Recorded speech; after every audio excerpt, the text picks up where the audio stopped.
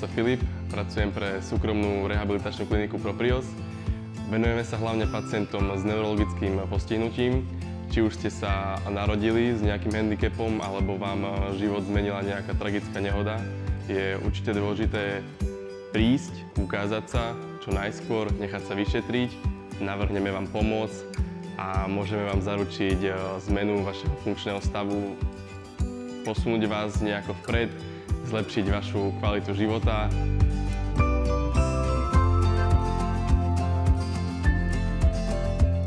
Prečo som sa rozhodla pre prácu s detičkami?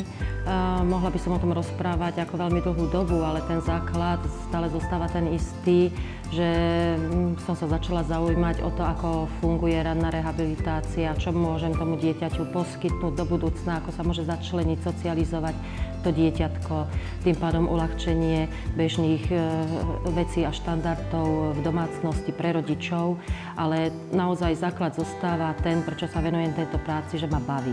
Detičky sú každý deň iné, musíte byť kreatívni a musíte meniť plány, ktoré máte z minúty na minútu, aby ste dosiahli u dieťatka to, čo ste si naplánovali, že chcete u toho dieťatka dosiahnuť.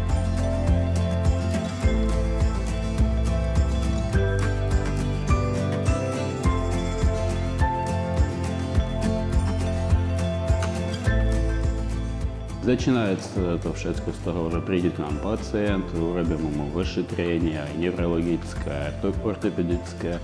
Na báze toho, že dostaneme predtým aj všetky medicínske podklady, správy a spolu so skupinou fyzioterapeutov aj logopedom urobíme pre ňu plán terapii, ktorý v podstate kontrolujem každý deň a trochu to meniaca všetko podľa toho stavu, ktorý pacient má aktuálne. Je to úžasná práca, kde naozaj tie detičky v rámci psychomotorického vývoja nasávajú svoje informácie veľmi rýchlo a môžu dosiahnuť úžasné veci, o ktorých niekedy človek ani nepredpokladá, že by mohli byť.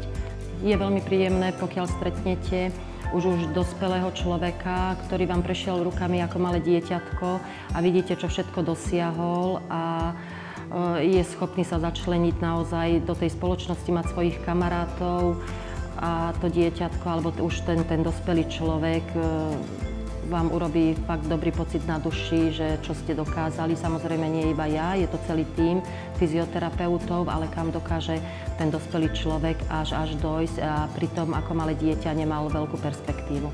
Ako je to úžasná práca, je to taká satisfakcia za to, čo ste vykonali a čo to dieťatko dokáže.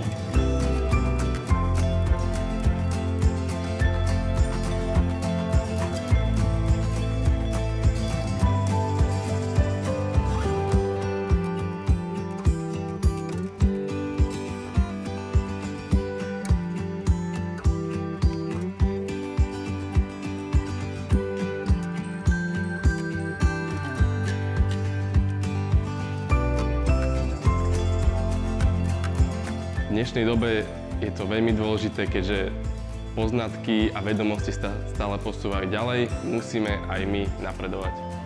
Postaráme sa o vás a určite neodídete sklamaní.